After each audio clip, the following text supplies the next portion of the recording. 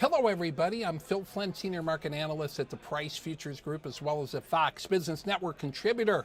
Whenever I trade options, I want to get an edge, right? You want to look around, get the best option for the best money. You want to be right the market all the time, well, at least most of the time. That's why you use options when you're not sure about how right you are. But to get that option edge, how do you do it? That's why I invited this gentleman today, Brad Holt, who works with the Option Edge, a newsletter on options, and I had him in here. Brad, great to have you here. Good to be here. You know, I met you back in Dallas at the Money Show a few years ago, and was very impressed with you because not only do you work for a market letter, you actually trade options in your own account. Right. That's right. Now, one of the things you and I share an infinity for is the natural gas option market. Absolutely, I love natural gas. Tell the listeners and the watchers how you pick natural gas, and what are you thinking on the natural gas option side? So right now, as we all know, natural gas is being burnt off in West Texas. You know, there's so much out there. Right. So he said he was flying over at West Texas. You can see natural gas. There you go. It's unbelievable. Right. So what I'm looking for in natural gas is looking for some type of rally. You know, if it rallies up a little bit, I'm usually selling some calls. You know, or even buying puts, or even just selling the actual contract. But always looking for that rally, try for it to come back down. Now, the concern, of course, you know, for a lot of investors, you have to be very careful with natural gas writing calls. You know, we saw what happened last November. They had a big spike up. One of the big hedge funds blew up. So you've got to be very, very careful. How do you decide whether, you know, writing an option after a rally is safe enough? What decision making do you make? So in natural gas, I look at the seasonality. You know, if it's doing injection season or withdrawal season, towards the end, you can have some really big spikes, and you know, or if the weather is really bad, and I think that's what happened in December. We had those the weather, the bad weather in the United States got really cold.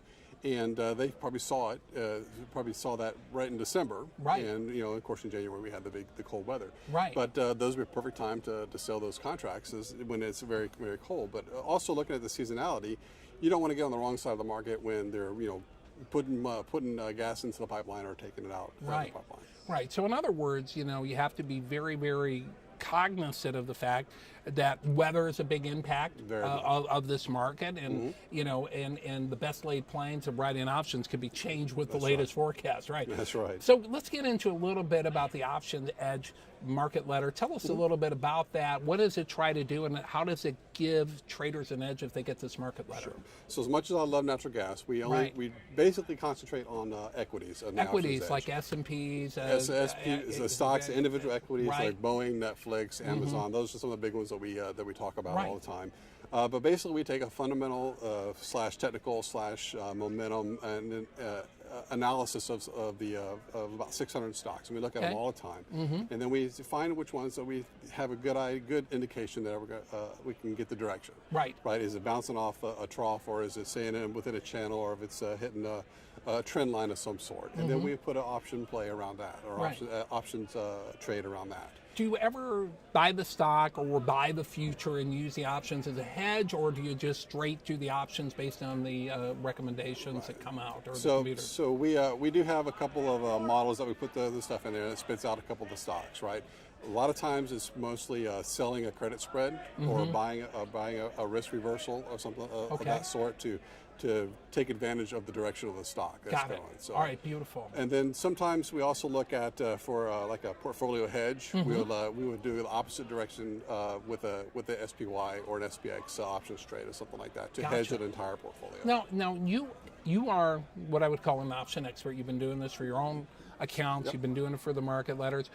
Why do you go to the options as opposed to the actual underlying stock or commodity? What draws you to that, and what do you think the attraction is for the average investor? So the reason I got into options trading was the taking advantage of the leverage, right? So you know, if you buy 100 shares of say Amazon, it's going to cost you $1,600 times $100. So that's a big outlay. But I could control that same amount of money for a much smaller investment, and then can also hedge it pretty easily as well. So I can buy a call and sell a call, sell a call to hedge it, for a much lower cost, you control that same $100 a share. So you're going to get more bang for buck when you're right. You get more bang for buck when you're lost as yes, well. Very true. But very true. the nice thing about with the options, you can control that risk more than you can sometimes with the underlying. Yep. Tell me a little bit about that. So I always think about a defined risk, right? Right. When I put on an options trade or when we put initiate a trade, we look at a defined risk. We only want to risk $5,000 in your whole portfolio or something.